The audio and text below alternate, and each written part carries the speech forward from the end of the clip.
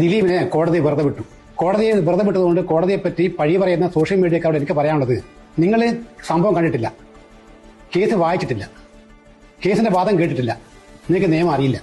നിങ്ങൾ ആകെ പറയുന്നത് പത്രക്കാരന്റെ ഊഹാഭവങ്ങളും അതുപോലെ തന്നെ അവരുടെ കെട്ടിച്ചമച്ച കഥകളൊക്കെ ഉണ്ടാക്കിയ ഫീലിംഗ് കൊണ്ടാണ് നിങ്ങളിങ്ങനെ കോടതിയെ കുറ്റപ്പെടുത്തുന്നത്.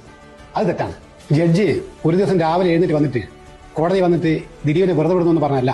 200 സാക്ഷികൾ, 100ലധികം ഡിജിറ്റൽ തെളിവുകൾ, CCTV ക്യാമറ ദൃശ്യങ്ങൾ, ഫോണ്, മെമ്മറി കാർഡുകൾ, വാട്സപ്പ് സന്ദേശങ്ങൾ, മെറ്റാ ഡാറ്റ, കോൾ റെക്കോർഡ്സ്, പല അന്വേഷണ ഏജൻസികളുടെയും റിപ്പോർട്ടുകൾ, സാക്ഷിമൊഴികൾ, ക്രോസ് വിസ്താരങ്ങൾ, വക്കീൽമാരുടെ മണിക്കൂറുകളോളം നീണ്ടുനിന്ന വാഗ്വാദങ്ങൾ, ഇതൊക്കെ പരിശോധിച്ച് 8 വർഷം നീണ്ടുനിന്ന വിചാരണക്കൊടുവിലാണ് ജഡ്ജി ദിലീപിനെ വെറുതെ വിട്ടത്. ഇന്ത്യൻ നിയമത്തിൽ ഒരു പ്രതിയെ ശിക്ഷിക്കണമെങ്കിൽ കുറ്റം സംശയാതീതമായി തെളിയിക്കണം. അത് പ്രോസിക്യൂഷൻ കഴിയണം. ഡിജിറ്റൽ തെളിവുകൾക്ക് വിശ്വാസ്യത വേണം. ആരോപണങ്ങളിൽ നേരിട്ട് ബന്ധമുള്ള മെറ്റീരിയൽ എവിഡൻസ് വേണം. പ്രധാന സാക്ഷികളുടെ മൊഴികളിൽ കോടതിക്ക് വിശ്വാസ്യത ഉണ്ടാവണം. അല്ലാതെ മാപ്രകളുടെ ഊഹാഭോഗങ്ങളുടെ അടിസ്ഥാനത്തിൽ നിങ്ങൾക്കുണ്ടായ ഫീലിംഗ് മതിയാവില്ല.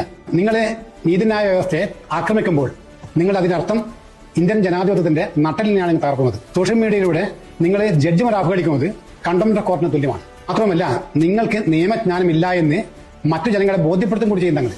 ദിലീപിനെതിരായിട്ട് പ്രധാന ആരോപണം എന്താണെന്ന് വെച്ചാൽ ബലാത്സംഗത്തിന് കൊട്ടേഷൻ കൊടുത്തു എന്നാണ്. സാധാരണയായിട്ട് കൊലപാതകത്തിനും കിഡ്നാപ്പിനും കയ്യും കാലും പെട്ടാൻ കൊട്ടേഷൻ കൊടുക്കാറുണ്ട്. പക്ഷെ ബലാത്സംഗത്തിന് ആരും കൊട്ടേഷൻ കൊടുക്കാറില്ല. ഈ വിധിയിൽ തൃപ്തരല്ലാന്ന് ഒരുപാട് നേതാക്കന്മാർ, MLA മാരും MP മാരും മന്ത്രിമാരൊക്കെ പറഞ്ഞിട്ടുണ്ട്. ഇവര് പറയുന്നത് കേട്ടാൽ ഒരു അതിജീവിത ഒരു പരാതി കൊടുത്തു കഴിഞ്ഞാൽ തെറ്റാലും ശരിയായാലും ആ പ്രതി ശിക്ഷിക്കണം എന്നാണ് ഇവർ പറയുന്ന അർത്ഥം. അങ്ങനെയാണെങ്കിലും പോലീസിന്റെയും കോടതിയുടെ ആവശ്യമുണ്ടോ? ഒരു അതിജീവിത ഒരു പരാതി കൊടുത്ത ഉടൻ തന്നെ അവരെ അങ്ങ് ശിക്ഷിച്ചാൽ പോരെ? തെളിവിന്റെ ഒന്നും ആവശ്യമില്ലല്ലോ. ഈ സർക്കാർ അപ്പീൽ പോകുന്ന പറഞ്ഞത് അതിജീവിതയോടൊപ്പം നിൽക്കുമെന്ന് പറഞ്ഞിട്ടുണ്ട്. മുൻപ് AK ശശീന്ദ്രൻ മന്ത്രിയാണ് P ജോസഫ്, അങ്ങനെ ഒരുപാട് നേതാക്കന്മാരുണ്ടായിരുന്നു. അവർക്കൊക്കെ ഇതുപോലെ കോടതി വെറുതെ വിട്ട് വീണ്ടും നേതാക്കന്മാരായും മന്ത്രിമാരായും ഇപ്പോഴും സമൂഹത്തെ വിരസിക്കൊണ്ടിരിക്കുന്നുണ്ട്. ആ സമയത്ത് അതിജീവിതയോടൊപ്പമായിരുന്നില്ലേ സർക്കാർ?